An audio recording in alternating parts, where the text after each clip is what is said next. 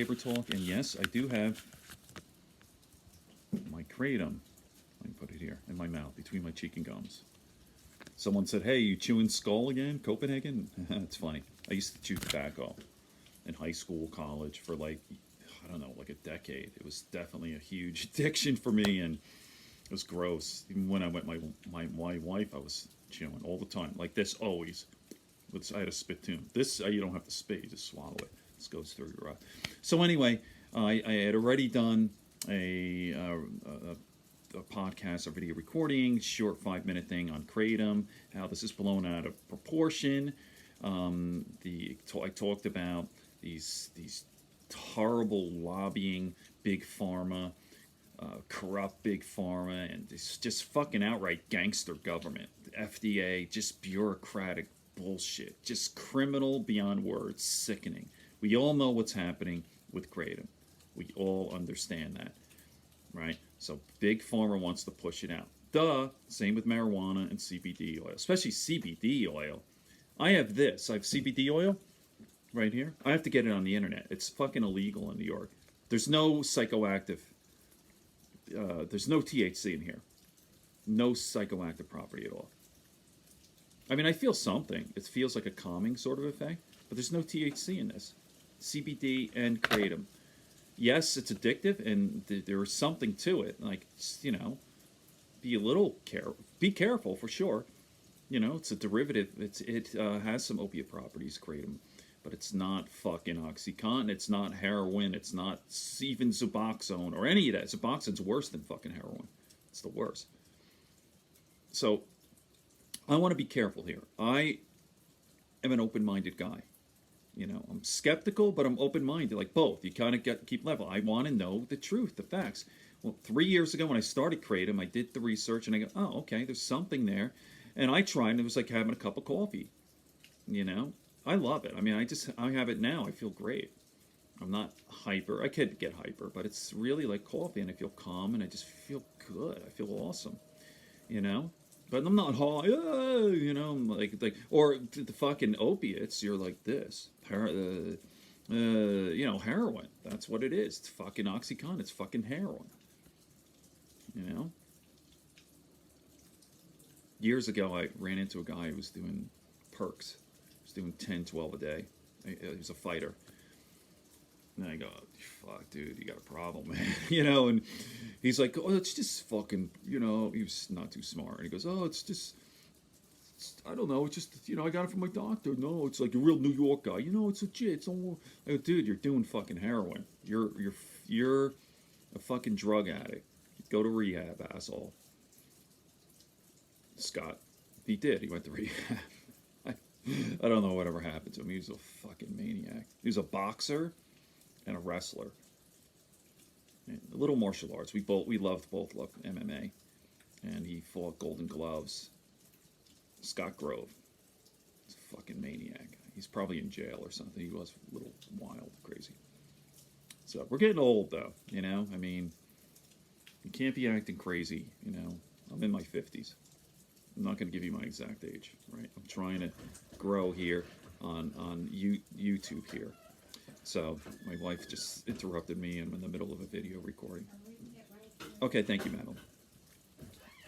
I'm getting better at that, interruptions. It used to freak me out. Our cat just got by. So our cat just got by. So what I'm going to do now is I'll embed this right into the comment section on Kratom. Is there a glare there? Yeah, there's a glare. Let me put it right sideways here. I'm all into, you know, I'm a dilettante with science and physics and lighting. So I know all about how light works. You know. I have a background in journalism, not physics, but I read a lot of that stuff. Okay, so let me just go down through this a little bit, what Kratom is. It's a tropical tree. And it's Mitragyna speciosa. Again, I'll put this in the comment section. It's native to Southeast Asia, Thailand, I believe. It does say the compounds do have psychotropic, mind-altering effects. It just puts me in a good mood. Kratom is not currently an illegal substance. and it's easy to order on the internet. That's what I do. You can't get it at a GNC or anything. I get it on the internet. It is pretty easy. It's a little tricky. Not really. It's a little, they're a little like, oh, and they always say to watch out, fucking government, class 1, But, and I buy it in bulk. So there's any day the government could fuck you. No, it's easy. So what they say, it's very tricky when you get this, and I think it's on the package, yeah, on here, but it says not for human consumption. It's like, what the fuck does that mean? When we first got that, I go, what the hell? And I go, of course, that's a way of getting around it, right? So if you die or something, not for human consumption. Okay, so I'm going to get into deaths. That's bullshit, by the way. The people dying, I do it all the time. It's like I said, there's something, but it's not kratom. If it was as bad as I said, I'd be fucking dead. Because I do it sometimes all day. I have this all day. And then if I don't have it, yeah, I go through withdrawal a little bit. But nothing like kratom. And I'm not dying. I'm not hyped. It's not... I'm not like, all right. So, and then it says, how do people use kratom, pill capsule, or extract? I'm unusual. I put it in my cheek and gums. I'm like the only person I know who does it this way. I do it this way because I like the skull thing. And it's a psychological thing that feels good. When I used to chew skull, just the feel, I loved everything about it. Like the feeling of it between my cheek and gums, the psychological components, like, oh, you just feel so peaceful. Same sort of thing like with cigarettes. The cigarette, it's the thing and the lighting. I don't smoke, but I understand the ritual of this and there's a psychological component. The mind is powerful. And, putting this between my cheek and gum makes me feel good. Now, sure, there's a better delivery system. Just drinking it, capsule. I don't know. It goes through blood, gets into my bloodstream that way. Then it talks about the effect the kratom has in the brain. I'll post this. I'm not going to talk about it here. I have none of this. Like the health effects of kratom. Nausea, I have no nausea. Itching, I have no itching. Sweating, I don't sweat, not that I know of. Not more than normal. Dry mouth, I don't have a dry mouth. Constipation, no, I'm good.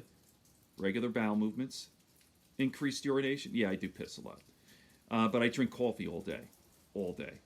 Liquids, so. Loss of appetite, no. Seizures, hallucination, no, none of this. So I'm good. Can a person overdose on kratom? So it says there have been multiple reports of deaths in people who have ingested kratom. But here's the thing, they don't tell you. Like say someone dies and there's kratom in their system. They didn't tell you that they also had heroin and alcohol and maybe they're old, they have other health. Listen. But most have involved other substances. A 2019 paper analyzing data from blah, blah, blah, blah. There were 11 deaths. That's fucking it. 11 deaths, people die a day from drinking water. Let me say something. From sugar. Sugar's way more dangerous than kratom. Let me say that, repeat that, and I'm not trying to say this to be outrageous. Sugar is way more dangerous than kratom. Kills way more people. Why isn't the FDA going after sugar? Get rid of sugar. That's your number one. So, since 2017, 44 deaths. That's fucking nothing. More people have died in lawnmower accidents. I kid you not. There are 7 billion people on planet Earth. People are dying this second from the craziest shit.